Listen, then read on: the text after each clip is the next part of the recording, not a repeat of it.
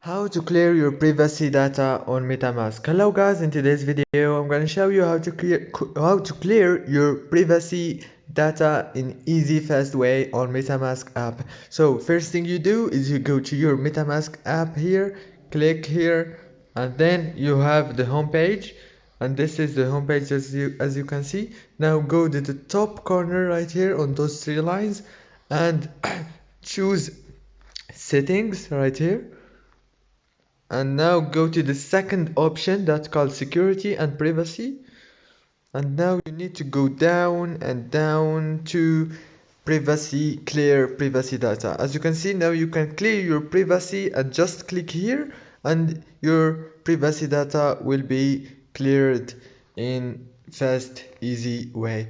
And that's it for today's video guys. If this video was helpful for you, please don't forget to like and subscribe, and thank you so much for watching till the end.